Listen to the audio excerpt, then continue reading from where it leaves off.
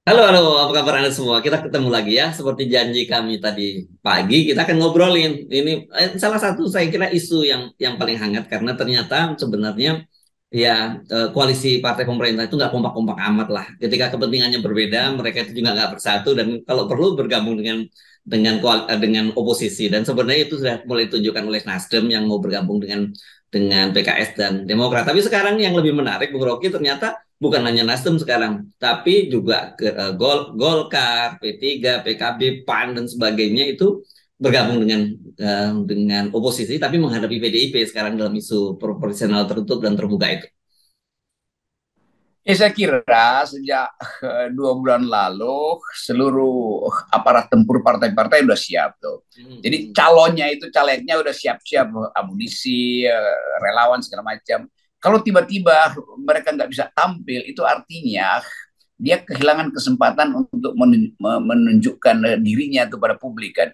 Nah itu sebetulnya buruknya sikap PDIP itu, yaitu karena PDIP kekurangan calon yang bisa ditampilkan, maka dipaksalah supaya nyoblos partainya aja. Sementara partai-partai yang lain memang ada kaderisasi tuh. Jadi kalau PDIP bilang nyoblos partai aja, apapun alasan dibalik itu yang diungkapkan oleh Hasto segala macam argumen dia, orang tetap tahu bahwa itu karena PDIP takut bersaing dengan tokoh-tokoh di partai lain yang memang siap sedia berdebat dengan PDIP di dalam kampanye nanti itu. Jadi di situ sebetulnya. Jadi sayang sekali PDIP mempertunjukkan kelemahannya itu, apa namanya, jendela kelemahannya, windows of vulnerability. Jadi sebetulnya PDIP terlalu cepat membuat orang menganggap kalau begitu PDIP memang penakut dong. Itu berarti PDIP survei internalnya juga buruk tuh. Nah kalau survei internalnya buruk, dia akan atasi dengan kalau begitu jangan diperlihatkan calon-calon buruk itu, mending nyoblos partai aja. Tapi sebaliknya juga orang menduga bahwa ada calon-calon buruk yang memang kalau dipasang Hmm. di surat suara justru menjebloskan PDIP. Dan Hmm. calon-calon yang bermasalah ini yang kebanyakan koruptor sebetulnya atau namanya ada di situ tapi belum belum ditangkap KPK, kita mesti menduga buruk karena kan koruptor PDIP banyak juga tuh yang Hmm. sampai sekarang masih kabur tuh. Nah itu Ya. yang justru orang anggap berarti mau meloloskan mereka yang berprestasi buruk tuh. Jadi lepas dari kontroversi kita hanya bisa menduga dua soal itu. Atau memang nggak ada kader, atau ada kader tapi buruk karena itu mau diselundupkan. Jadi kira-kira itu. Itu yang membuat 8 partai itu tiba-tiba bersahabat. Kan sebetulnya Ya, palsu ya, ya. juga persahabatan mereka kan.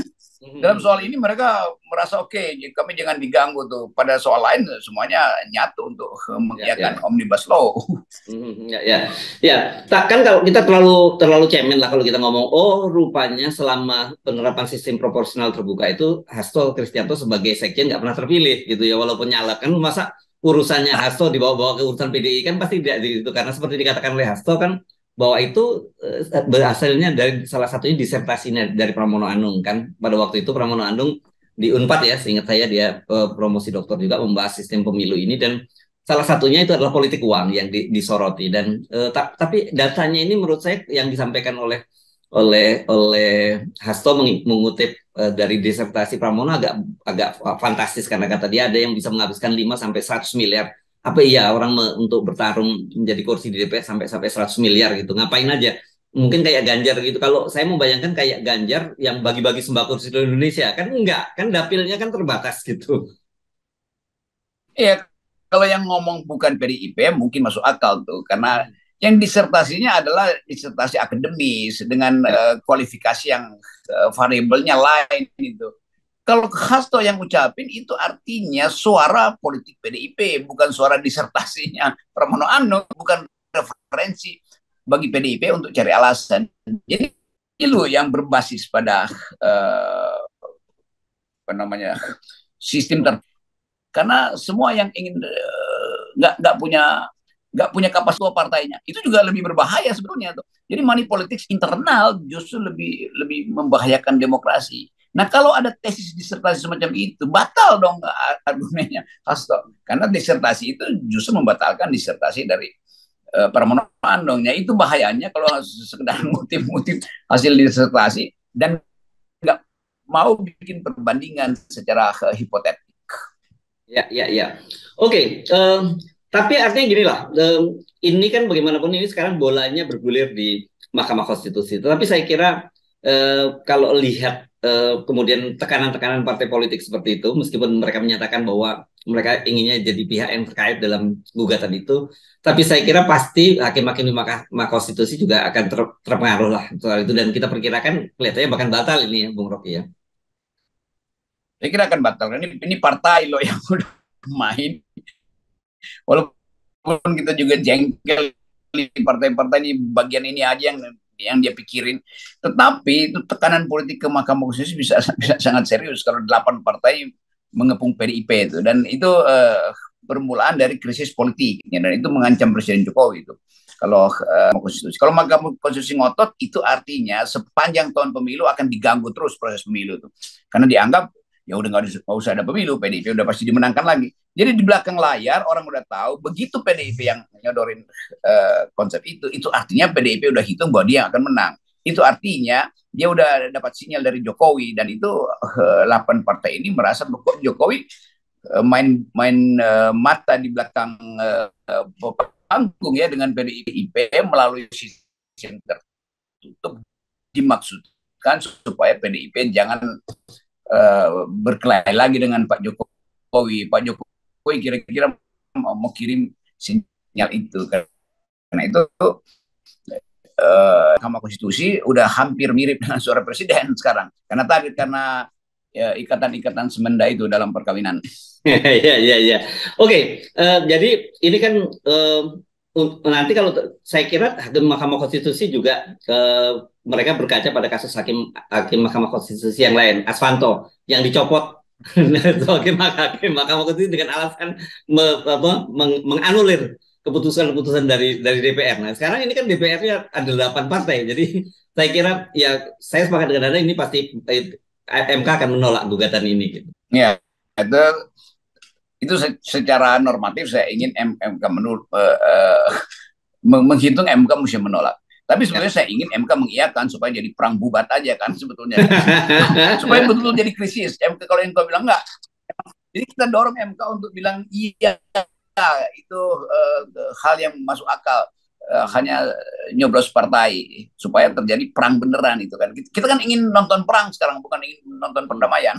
Dan itu yang membuat kita bahagia, karena krisis politik makin lama makin tajam. Tentu kita sudah tahu bahwa oke, sebaiknya nggak begitu, tetapi di dalam politik kita ingin juga ada bagian yang betul-betul merangsang kemarahan rakyat. Kira-kira itu tuh. Jadi kita provokasi aja rakyat sekarang supaya merasa terhina tuh. Dan karena itu kita provokasi juga Mahkamah Konstitusi supaya udah iyain aja tuh konsep PDIP. Ya, kita tentu tidak ingin kalau bangsa ini hancur ya. Kita komitmen kita jelas kalau soal itu ya, Bung Rocky ya. Iya. Ya. Oke, Bung Rocky ini tapi kan gini, yang saya tadi sampaikan sejak awal, ternyata sebenarnya koalisi pemerintah ini nggak sesolid seperti yang kita bayangkan kan gitu ya. Kalau kalau jelas tadi dalam kasus Pilpres sudah ada yang mulai Nasdem, sekarang dalam soal ini mereka kompak dan sebagainya. Dan saya kira nanti akan banyak sekali beberapa hal lain mendekati Pilpres 2024, banyak sekali kepentingan-kepentingan yang akan berbeda gitu. Ya, kita udah percakapan, kita udah prediksi beberapa waktu lalu soal krisis. Sebetulnya di dalam kabinet itu udah jadi krisis gitu, dan orang nggak peduli lagi mau ditegur Jokowi kayak mau dipecat macam, dia udah nggak peduli kan. Karena tahun politik udah di depan mata, dan orang justru bersiap, terutama kader-kader Golkar, Demokrat, Nasdem sendiri bersiap untuk merayakan kemenangan. Jadi kalau orang udah bersiap merayakan kemenangan, seluruh investasi udah jalan, tiba-tiba mau dibatalkan oleh PDIP, kan itu ngaconya di situ kan. Jadi sebetulnya dari awal partai-partai ini tahu bahwa PDIP akan mereka kalahkan. Nah, PDIP fight back dengan cara yang konyol. Nah, itu membuat ulat bersekutu jadi ular semua tuh. Kan tadinya tuh ulat semua nih partai-partai kan. 8 ulat berkumpul bisa jadi ular. Ya. Dan yang menarik ini, yang inisiatornya adalah Airlangga Hartarto. Itu kan yang sangat menarik kan. Ya, kita tahu Golkar dan PDIP juga lagi bermusuhan habis-habisan kan. Dan Jadi tema-tema politik hari ini kita mesti bayangkan bagian dari yang kita sering sebut the beginning of the end. Awal dari kekacauan sebetulnya, atau awal dari sesuatu yang sedang berakhir. Jadi betul kita kita dengan mudah prediksi bahwa nanti tuh akan ada masalah-masalah lain tuh. Dan saya duga juga soal perpu penundaan pemilu udah digodok tuh diam-diam tuh. Dan pasti negara udah menyogok ahli-ahli hukum tata negara yang bisa disogok supaya mulai memikirkan rancangan perpu tentang penundaan pemilu. Kalau soal perpu Omnibus Omnibus Law ini udah jelas akan dibela oleh pakar-pakar ini nih, dan pakar-pakar yang sama akan digaji oleh kekuasaan untuk mulai memikirkan draft awal dari undang-undang penundaan pemilu. Itu gampang lah kita prediksi begitu. Karena ini satu paket yang hendak dipastikan oleh Presiden Jokowi dan gengnya itu, bahwa Jokowi tetap harus punya grip pada politik sebelum dia punya kader yang akan menyelamatkan dia nanti itu. Jadi itu aja. Isunya cuma itu. Jokowi cemas saja bahwa dia akan dipersoalkan. Ya, dan di situ kemungkinan juga akan muncul kejutan. Misalnya katakanlah ternyata posisinya PDIP bersama dengan siapa, berkoalisi dengan siapa akan menentang itu. Misalnya begitu kan? Nah, itu yang terjadi juga. Jadi betul yang kita sebut perang bubat ini apa istilahnya, perang bubat aja tuh. Betul-betul perang yang nggak ada alasan untuk perang tapi harus terjadi. Jadi kekacauan demi kekacauan akan diproduksi oleh istana sendiri. Nah, kalau kita balik pada tesis awal itu, selama Pak Jokowi tidak legah untuk turun panggung, selama itu kumpulan orang-orang yang tamak ini akan mendorong Jokowi terus untuk berkuasa. Nah, di situ kapasitas partai-partai lain untuk membayangkan pemilu di mana mereka bisa menghasilkan keuntungan dengan kader-kader yang bermutu itu hilang akhirnya tuh. Nah, itu mereka fight back sekarang tuh. Walaupun ini sebetulnya yang ada urusan dengan etika politik, ini kepentingan politik real aja di antara mereka. Ya. Kan tadinya sangat sulit kita membayangkan begitu ada AHY, ada Presiden PKS Saihu bergandengan tangan dengan Zulkifli Hasan, dengan Erlangga Hartarto dalam sebuah isu yang sama gitu kan. Atau tiba-tiba nanti sebaliknya, tiba-tiba PDI bergandengan dengan siapa lagi dengan isu yang berbeda lagi. Saya kira ini menarik ya, dan terus kita dorong terus ya. Semakin banyak aliansi baru, atau ini aliansi ya, bukan koalisi saya kira ya, dalam hal ini aliansi baru dengan berbagai isu yang berbeda-beda, ini semakin menarik gitu. Betul, kepentingan sempit ini yang akan memamerkan Indonesia bahwa Indonesia politiknya betul-betul sempit. Satu isu tiba-tiba bergerombol walaupun sebetulnya di isu yang lain mereka berseberangan, dan demi pragmatisme bergerombol di situ. Jadi ini sebetulnya bukan koalisi atau aliansi, ini gerombolan aja. Oh, gerombolan. Oke. Dan kita senang ada gerombolan semacam ini nih. Karena yang mereka hadapi juga adalah gerombolan versus gerombolan lah. Yes, ya Kak. Silahkan terus bergerombol. Dan membentuk gerombolan-gerombolan baru lagi. Oke, terima kasih Bung Rocky. Bagi kita gerombolan yang utama adalah gerombolan 0% ya. Oke, thank you Bung Rocky. 0%. Ini yang akan hidupkan harapan. Oke. Oke, thank you.